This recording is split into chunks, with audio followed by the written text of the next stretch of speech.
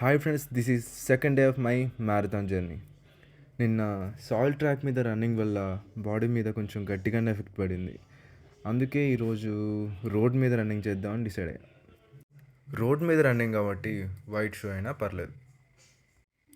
So ఎప్పట్లాగే warming up the body అనేది matters కాబట్టి ఈరోజు కొంచెం ఫన్ ఉంటుందని బాస్కెట్బాల్తో ట్రై చేశా.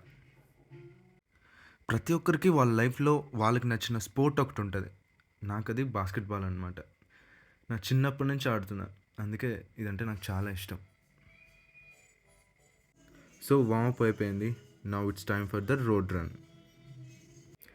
చాలామందికి రోడ్ మీద రన్నింగ్ చేస్తే మోకాలు నొప్పులు వస్తాయని ఒక చిన్న అపోహ ఉంటుంది.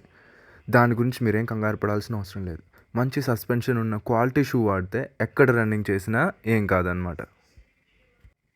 నిన్నటితో కంపేర్ చేస్తే ఈరోజు 5 కిలోమీటర్స్ చాలా ఈజీగానే అయిపోయింది. నిన్నంత కష్టపడలేదులే. ఒకవేళ మీరు కూడా లాంగ్ డిస్టెన్స్ రన్నింగ్ స్టార్ట్ చేయాలనుకుంటే ముందుగా మీరు చేయాల్సింది ఏంటంటే మీ ఏరోబిక్ బేస్ని బిల్డ్ చేసుకోవడం.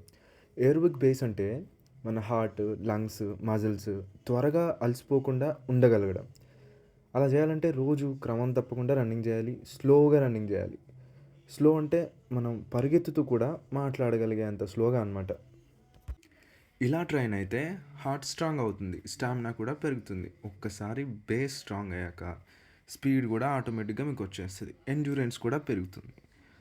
అందుకే ముందు స్లో, తర్వాత ఫాస్ట్, ముందు బేస్, ఆ తర్వాతనే రేస్.